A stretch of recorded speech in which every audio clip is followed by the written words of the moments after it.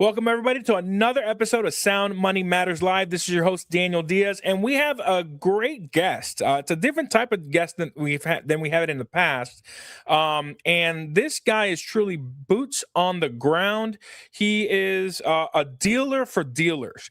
And I'm also going to bring up about our director of operations, Benjamin Schaefer, and we're just going to have a discussion about what is really going on in the physical markets. We've been talking about what's going on the COMEX, what's going on globally with Keith Weiner, Rob Keynes. They're great at global analysis.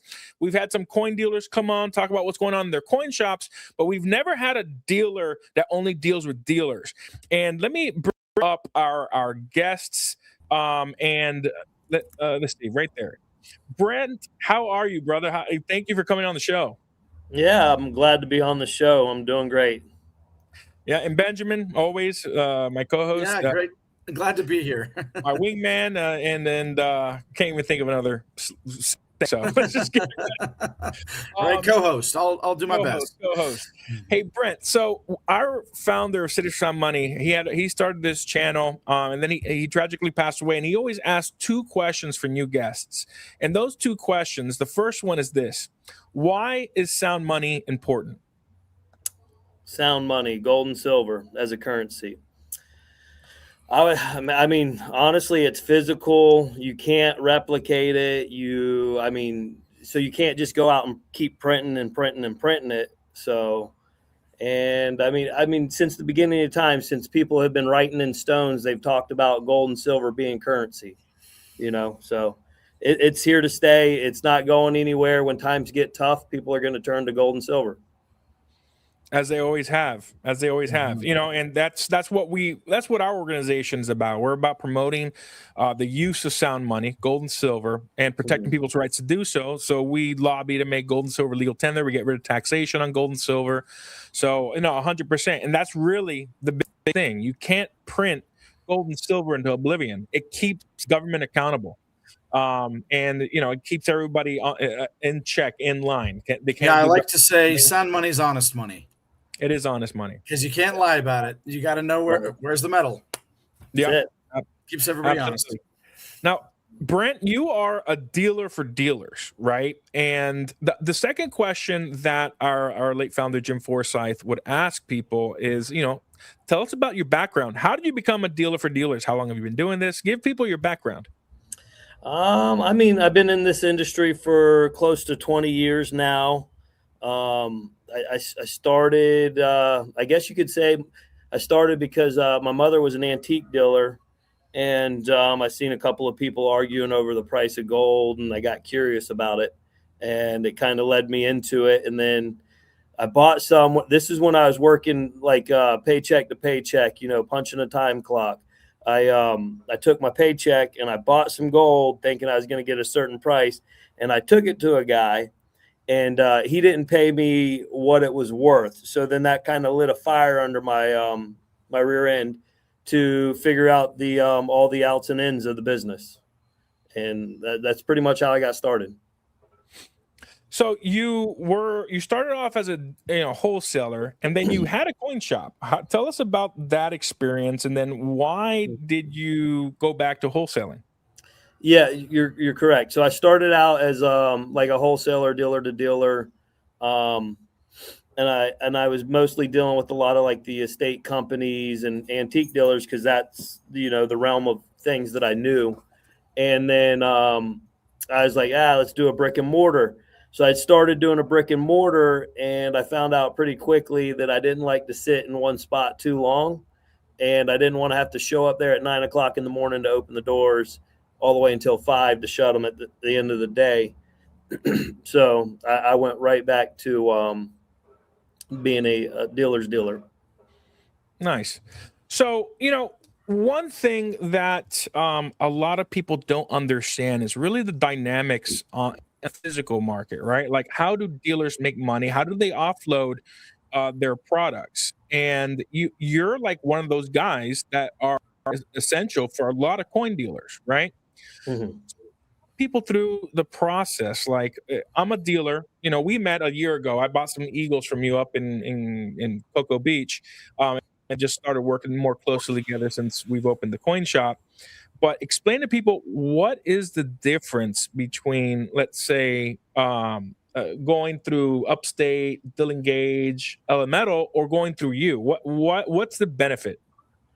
I guess right now, the angle that I'm playing, in the current market is liquidity. If you were to turn silver or gold into one of those companies that you mentioned, they have like a 4 to 6 week waiting period right now. So liquidity is big, and I also will show up to your doorstep. Whereas, it takes time to either run it to the closest city that has one of the drop off points, or taking the risk of mailing it through the mail. So I guess I fulfill their needs there. Yeah, so you're basically because a lot of coin shops, they can't wait 3-4 weeks. So you are that stopgap. You're providing liquidity between the refiner and the end user, right? For the coin dealer. So how do you make money? What's the difference between, like, let's say, going to the refiner and shipping it to working with you? Again, so I make a very small percentage, and also I bring so much volume to the table that I normally will get a higher percentage base than a regular jewelry or pawn shop, because they might be bringing X amount a month, whereas I'm bringing 10 to 20 times the amount that they can bring every month to the refinery. So I have a little bit of wiggle room to negotiate a higher rate. And again, like, they would rather deal with me and take, a percent or two less, because then they don't have to take an entire day up messing with driving over to the refinery, dropping it off, and, those matters. So I guess what it comes down to is, it sounds to me like most of this business is really about that liquidity. It's about the convenience. Because what are you offering? Gold and silver are money. How is it that they can buy and sell at different prices? Well, mostly it's about the fact that you're providing I've got the cash right now, or not. But here's the problem. Where do you run out of liquidity? You can't just buy forever, right? You've only got so many paper dollars versus silver or gold. Correct. And right now it's tricky. So I've got to manage, how I'm processing everything. Like, I got to get it out in a timely manner. And, again, like you're saying, I could buy $1 million in a day and run out of liquidity really quick if I buy it back-to-back days, $1 million worth of product. Because, again, like, they're still, I think, like 4 or 5 days behind on some of the refiners on gold. And then some of them aren't even locking silver yet. There's still nowhere to go with, like, sterling silver. So, that's a trick all on its own. Tell me more about that. I'd like to hear more about why isn't there a market for the sterling? I mean, I have my speculations. I'm not 100% positive, but I do feel like, the JP Morgan and Chase, they had to fulfill their shorts. And if they didn't fulfill it, they were about to lose a ton of money. So they financed the refiners. So what they've done is pulled back the financing from the refiners, and it's caused them to back up, because they can't just keep processing without paying people. So in essence, when it was over $100, you could, if you go back and look, you could see where silver they stopped paying for silver, and it went to like a 4 to 6 week delay, and a big dip came. And as soon as that big dip came, I think it was like 12 million ounces that JP Morgan and Chase ordered at a huge dip from like above 100 down to, I think it was like in the mid $75 range, somewhere around the $75 range. They placed an order for 12 million ounces. And the timing just happened to be so perfect. So it kind of all rolls downhill, right? Like, if I've got a bucket of old silver or maybe slick junk coins, and the whole point is, let's get this refined into really good bullion, 999 fine silver. I just want to hand you the bucket. I want you to hand me cash today. Right. But the refiners can't do that unless someone's handed them the money first. Correct. Right? Yeah. So, and then go ahead. And again, so taking impure silver like sterling or 90%, I think the newcomers to the industry prefer 999 because it's more understandable for them. They can wrap their mind around it a little bit easier. But for people that have been in the industry, like I like 90%. 90% doesn't Me too. bother me because Yeah. I understand it's 90% silver, and so to me 90% is fine. But the newcomers that are coming into the industry would prefer 999. So Yeah. you got to take that impure silver and get it to 999 for them to be able to sell it to the newcomers. Yeah. So, explain to people why dealers online and like coin shops are paying so much back of spot, right? Like we're paying $10 back a spot for bullion, right? With a constitutional, it's 15, and with sovereign, it's 5.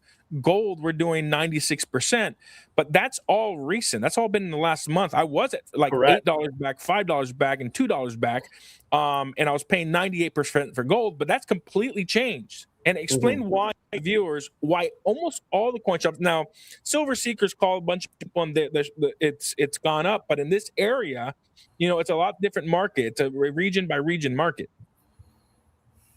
Yeah, I mean nationwide, I think you're on track though. Like there's a lot of like discounts on 999 right now, and I think it's because again, capital's backing up. People are, they again, like if I were to offer spot right now for 999, yeah, I'd run through my capital instantly because there's so many dealers out there that want their liquidity back that they would just turn to me to sell me their 999 instantly to get their capital back, So, yeah, I mean, it is, you kind of have to pay a discount right now just because everything has slowed down. So you kind of have to do that pullback, But it's also because the refiners, they're backed up weeks, if not months, and as a coin shop, if there's a lot of coin shops with millions of dollars worth of metals sitting at Elemental, sitting at Upstate Coin or other wholesalers and refiners, and they don't have liquidity to buy anything else, and they don't even have a lock, so they might have bought it in the 90s. And Elemental's not locking a price. They have no idea how much of a loss they're going to have, right? Right, because they've got to sit on that for how many weeks before they're even going to know? 4 to 6 weeks. Right, because you could turn it into a refiner and be like, well, pay me whatever you get for it eventually. But then what are you doing in the meantime? Right. I mean, and I think that's what a lot of people, like some people who come in the shop, they understand that. But then like others are upset and like, well, why do I have to pay, $10 back, and then you're paying a premium of $5 over? It's because there's the risk. Gold and silver has been fluctuating $5-10 a day, so we need that $15 spread cushion. The buffer, that buffer, absolutely, right? Yeah. And there's go ahead. And I mean, for big order silver right now too, like somebody's wanting to come in and order, 1,000, 2,000, 3,000 ounces of 999 silver. There's also a wait to receive live silver. Like you can buy it right now, but then you're going to have to wait a couple of, weeks to receive that 999. Even gold. I purchased a 10 grammer and a graded eagle from 2 different wholesalers, and I just got one delivered that I placed the order January 12th. Over a month it took for them to deliver the gold, and I'm still waiting for a 10th gram PAMP from another wholesaler that I placed on January 20th. There is such a delay, and this is what I learned, which is interesting. I'm not going to name the wholesalers, but what the wholesalers are doing is they put that they have inventory online, but they really don't, because the dealers locked in the price are sending it. It take a week or two for them to send it, so they're selling inventory that hasn't even showed up yet because there's not enough inventory. That's a game I don't ever play those games, but that's a game that some higher end companies do. They'll pre-sell, not have it, get the capital in house. Now they're sitting on free capital and they can go out and buy it. So that's another game that's played in the industry. Yeah. Brent, we just got a question in from Enough is Enough. Are you seeing more buyers or sellers right now? Let me think on this. I mean, honestly, I would want to say that it feels the same as when it was sitting at $30 silver. I feel like I'm getting the same amount of sellers and the same amount of buyers. So I feel the same thing at our shop. Yeah. January was insane. January was a bunch of sellers, and a lot of buyers. I would say it was a 2-to-1 ratio of sellers to buyers. Meaning, selling me because I unloaded stuff onto you. I bought stuff from you, and it was insane. But it's like leveled out. It's kind of just what I expected when I opened up the coin shop. I thought it was like this. It was going to be pretty steady, not insane. Dude, when the day I opened my coin shop till maybe 2 weeks ago, it was just lines out the door. You've come to my shop a few times with the lines out the door. But things have changed. And so enough is enough. I think right now, it's like when silver was in the 30s or even the 20s. It's just, it's balanced. Buyers and sellers, we're buying and selling. It's just the volume has completely crashed from January. Yeah. I want to go back real quick because it just ran across my mind. You were talking about the premiums and the negative premiums. Another thing is too, you got to keep in mind too, when people are used to seeing -$2 plus $1 or $2, but that's when silver was at $25 and $30 an ounce. So you were spending $25 to make like a $3 spread on an ounce. Yeah. Well, now you got to spend $80, and who wants to go out and spend $80 to make a $3 spread? I mean, I'd do it because I work really tight numbers, but most people have overhead. They got light bills, rent due, for their shop, so they have to have a little bit more spread than that. Yeah, what I'm saying? So we right. may be seeing a new norm. It might be a new norm to have those, $8 to $10 minus off of the 999 to a $5 premium to $10 premium, depending on who you're dealing with. Yeah, and I think percentages are similar. I think the spread in dollar terms are greater, but the percentage spread is the same, right? Okay, and I think that that it's also inflation, right? We've had a 50 to 60% inflation in 5 years. So factor that into the price of the dollar. The dollar is losing value, so the price of silver is up. So that means the spreads are also up. So when you put it in those terms, it makes a lot more sense. Yeah. Like here at Citizens for Sound Money, we're always trying to tell people to think in terms of ounces instead of thinking in terms of dollars. And it's interesting how much it just changes your perspective when you realize, the spread's about the same because silver isn't up or down. It's just an ounce is an ounce. The problem is that a dollar is up and down and all over the place in the last year. Yeah. So, the way I got started buying and selling, at first I was just trying to use capital to buy silver and then sell it. But then I was told by another dealer, actually Brent Thielacker from Golden Eagle in Maryland. He's like, why don't you just work your personal stack? Sell your personal stack, call me, lock in a price, and then so you know what you're going to be able to replace it for, and then you can make your spread. So isn't that what dealers kind of do with you? Like, let's say I got like a $10,000. I called you the other day. There was like a $40,000 order where somebody was trying to sell to me. I'd call you if the deal was going to happen. We'd lock in a price. You'd come, and then I'd make a spread. I offload it on you, and I make a spread, and that's how you work your stack. But at a smaller level, let's say you have 100 ounces, sell your couple hundred ounces, come to a coin shop, or go to call a wholesaler if you're going to do this as a business and get into it and get your licensing, and then you lock in the price. Like, can I lock in this price? A lot of dealers would do about a 24-hour lock. It's like, hey, can I lock it in at this price? Yeah. Lock in, work that deal, come in, spread it, and profits, and buy more metal, because the goal is to grow your stack. That's exactly it. Well, and if you're speculating, you're trying to grow your stack, the best deals that I've seen going on, especially when there's this limited liquidity, is when people are just doing the spread between gold and silver, doing the ratio. Go in there and trade in a certain number of ounces of silver for a certain number of ounces of gold, or back and forth, depending on where you think the market's headed.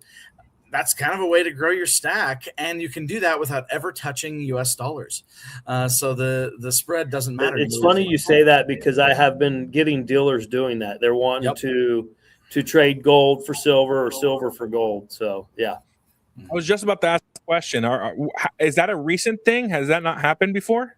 I mean, it's always happened, but I'm seeing it more now than I ever have. Interesting.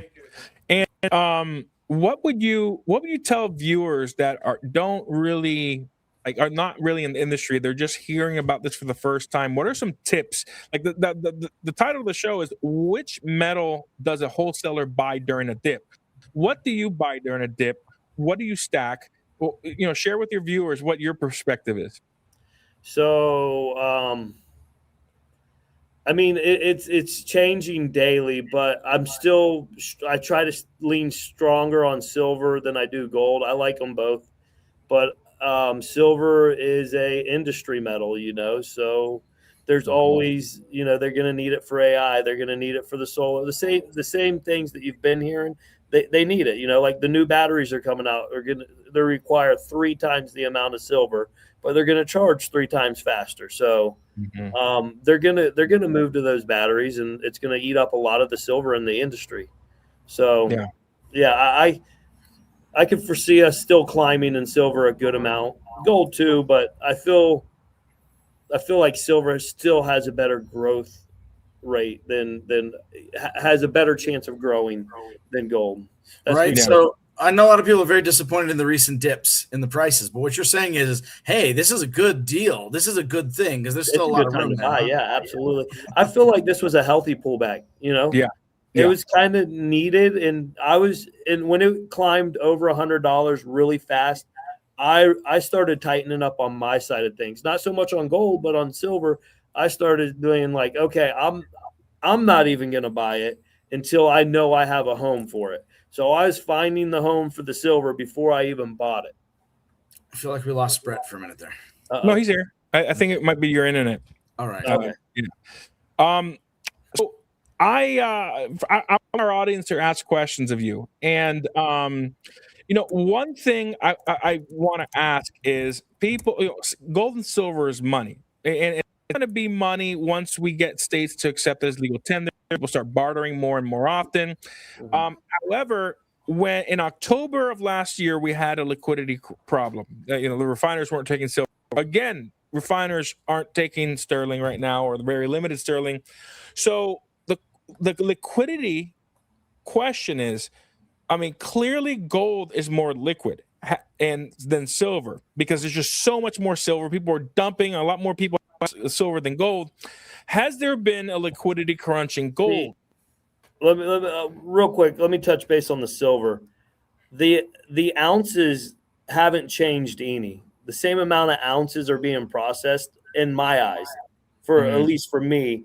Like maybe a slight increase, but not enough to put a 6-week delay on it. I again have to say, I feel like that has to do with the financing, or there was a rumor out there. I don't know how much truth was to it, but I heard that some major companies like JP Morgan and Chase again paid the refiners not to refine silver. I don't know if that's true or not. I heard that rumor through one of the forums that I was on, but I don't know how much truth is there.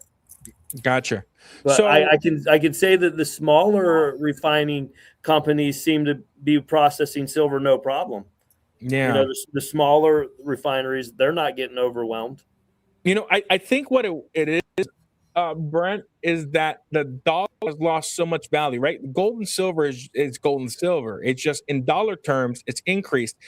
And the amount of liquidity there is in the market hadn't kept up with the price increase, because silver went from like the 5th or 6th largest asset to the 2nd. It passed everything. Only gold and silver are the largest when you compare Tesla, Microsoft, the largest companies in the world. When it comes to market cap, gold and silver are number 1 and 2.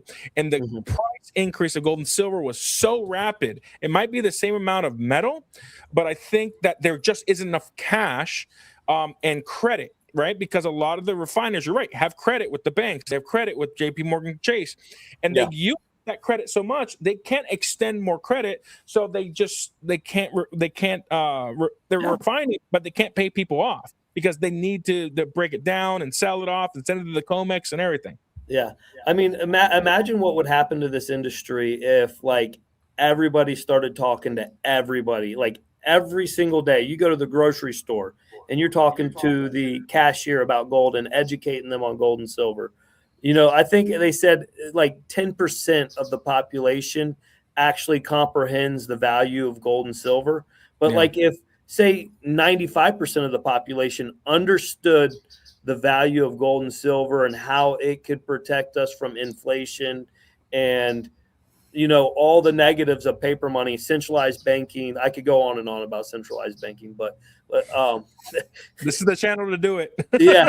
So I mean, just imagine if the population really could understand and comprehend like how healthy for our economy gold and silver would be if everybody just turned to gold and silver as the currency. You know, like if we went to the grocery store with an old 1935 dime and paid for our loaf of bread with that dime. Yeah. You know, no, 100%. Oh, if people understood, it would change the system, and I guess that's basically what you are, right? You're sitting in the intersection of these systems, and trying to make it so that people can take their dollars and turn it into gold and silver, or take their gold and silver and turn it into dollars. Yep. But it sounds to me like, you know, if people understood it, we really wouldn't need the broken side of that system. I would be out of business. I would be completely out of business if everybody in this world could understand the value of gold and silver. Yeah. I'd be out of business, which I would love to see me go out of business. Yeah. I mean, for that reason. Yeah, and coin shops would become banks at that point, right? We're kind of banks now, right? But we wouldn't go out of business. It's just we would literally be a bank, and then we would just be transitioning to selling more collectibles and numismatics and different types of products. We wouldn't go out of business. I think a lot of coin shops will. Our angle of approach would have to change for sure. Yeah. Yeah, 100%. And I'm okay with that. I'm okay with the industry completely like changing, and a lot of dealers who just do bullion, you know, if they don't transition, they don't transition because gold and silver is money. Right now, everybody sees the dollar as money instead of a currency, so they're trying to sell gold and silver. I have to tell my customers, I don't know if you were there when I said this, but a few customers like, why are you selling your silver? You know, silver is money, and silver is projected to hit $300 in the near future. This pullback is healthy. That's what all the experts are saying. You know, I had Patrick Karim, he's from North Star Bad Charts. He's a top technical analyst on silver charting. Mm-hmm. Keith Weiner, Rob Keynes, David Morgan. Everybody's talking about how this was a healthy pullback because it was overextended and overheated, and it just needs to heal. I like how Patrick Karim says the gold and silver markets need to heal a bit. It's a great time for people that aren't in the market to get into the market. Yeah. Because, I mean, will we see it in the 60s? I don't know that we'll see it in the 60s, but will we ever see it in the 40s again? I'm willing to bet we don't see it in the 40s again. And if we do see it in the 60s or the 50s, or definitely the 40s, I'm gonna just start selling my pocket watch and the shirt off my back and buying some silver. Rentals. I'm selling my rentals to buy harder. Yeah, 100%. 100%. So we got another question. Enough is Enough is asking, have you heard of any new refineries coming online? New refineries coming online. Well, you mentioned to me that you might be getting your refinery. Okay. Yeah. I'm working on a deal with. I can't talk about it, but there might be a refinery being opened in Florida that I'm discussing with some people right now. But it's not official, but it's in the works. Okay. It's in the works. Sorry for bringing that up if I wasn't supposed to bring it up. I'm sorry. We can't talk details, so people may be speculating now. But I actually have some contacts in some of the mining interests in the Western United States out here, where they make these Dore bars right on the sites of some of these mines, and they've been talking about going more full refinery so that they'll be shipping out more finished products directly on site. And it's looking like it's getting more valuable to do that now. So are you talking about the Osmium? Oh, and Oz Mint's a great place. Abe Day, he's also been on the program. But no, I'm talking about people at Round Mountain. I've been talking. Oh, okay. In Nevada. And it's one of the bigger gold mines. And some of these other installations out here are talking about going not just to doré bars on site and then sending to refineries, but actually doing more of that on site. Yeah, absolutely. So Brent, how many dealers do you work with? Ballpark. I think we lost Brent. That's tough. That is tough. What happened to the live, right? We can't cut it out. So I think that's right. There's so many interesting things in this industry that just make me feel like I really would love to see you guys become a bank. But why is that? I feel like coin shops are going to adapt or die as this market changes. Yeah. Brent, are you back with us? He came back and left. Look, coin shops, you were saying some of them are going to die just because they have to adapt to these new market realities. But I think what's going to save them is actually what a lot of people have been fighting against. It's going to be this innovation that saves the traditional coin shop. It's going to be things like gold backs, fractional silver, maybe even crypto ledgers being used for precious metals. Those things may be what actually ends up saving the old-fashioned coin shop, because it will transition the sound money economy from the tradition of let's buy some rounds to this is real money. And here's how we're going to use it. And we're going to use your shop essentially, or someone like Brett as the middleman who helps create this transition between monies. Yeah, 100%. You're back. Yeah, I don't know what happened. I got cut out. But welcome back to the live. Okay. So, did you? What did I miss? I asked you a question. What question did I ask you? What question did I ask him, Benjamin? Well, we were talking about refineries coming online, and I was talking about how innovation can save the traditional coin shop. Yeah, but I asked him, how many dealers do you represent? Or do you work with? That's a hard answer. That's a hard question to answer too. I mean, probably 50 plus, but consistently, like on a daily basis, they're calling me, asking me for pricing and so on. I'd say there's probably 20 people in my area that I service on. Like they call me to get a lock price, or, hey, I got this in the shop. What can you pay me? But then there's, a bunch more people that they'll just accumulate it. And if I can get to the right price point for them, they'll just say, okay, let's make a deal. Nice.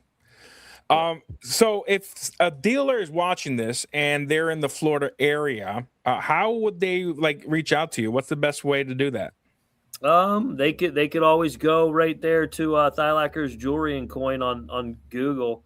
They can find me that way, or if you somehow can attach my telephone number, they're more than welcome to have it. Yeah.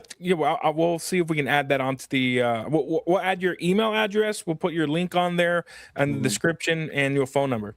I am not good at responding to emails at all. I'll be honest. I do not follow up with emails at all. Text message. If you're one of the people who gets his number, call him, is what it sounds like you're telling me. That's exactly it. And if I don't answer, that's probably because I'm on the phone with somebody else. So if I don't answer, follow it up with the text message. That's the best way. Awesome. So I think we have one last comment from Christopher Robin 8431. History repeats itself. Gold will more than likely visit the 200-day moving average. Yeah, no, I agree. Guys, it's just a cool down, and we're gonna get back to everybody I'm watching, every analyst. This is just a correction. It needs to cool down, and we're still in a bull market. We're gonna be in a bull market for at least another 5 to 7 years, in my opinion, at least. So, Brent, thank you so much for coming on, man. I think your perspective is something that I think people need to hear to understand what goes behind the scenes from when they walk into the coin shop and what's really happening with the refiners. And you're like in the middle. You're like the solution for dealers who have the liquidity locked up so they can provide services and continue buying metal from their customers and selling, right? So you provide actual metals too. So I think that's a perspective that there are people out there. So Gold Miner says, thank you, Brent. And we'll definitely go on again if there's something crazy that goes on, or if you want to come on and share some information that you heard from the refineries, we'd love to have you on. If I have an exciting day, I'll call you and say, hey, I need to be on the show tonight. You're going to want to hear this. Yeah, sounds great. Works. All right. All y'all right, take it easy. Y'all have a good night. You, man. God bless. Well, there you have it, guys. That was Brent Thielacker from Thielacker Jewelry and Coin. Services pretty much the whole state of Florida and a little bit of Georgia. So if you are a dealer, you can go. We'll put the information in the description after we're done, and you can reach out to him.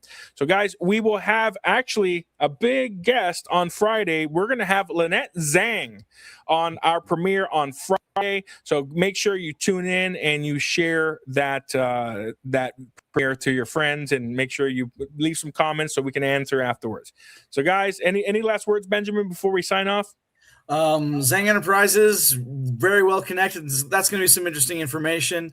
Looking forward to talking to everybody else pretty soon on another one of these lives about some of what we've coming up at Citizens for Sound Money. We're going to be pretty soon showing some really great tools for dealers and for the public alike to use to find the right prices so that we can make sense out of this market for people. Absolutely. So, got to visit us on our website at citizensforsoundmoney.org, where you can find the most accurate pricing anywhere. Yeah, let me show that off before we sign off. Let's go right here. Let's pull this up. And that's your son. Well, there you go. This right here, guys, this is our new widget. I think I mentioned it yesterday on citizensforsoundmoney.org. You can download it, put it in your website, and you'll see live pricing from the spot price of gold and silver, which I think we use Kitco for that, and then the average price for an American Eagle, Silver Eagle, Platinum, and so forth. So, guys, thank you so much for watching. Make sure you join Citizens for Sound Money, check out our website, and we will catch you next time.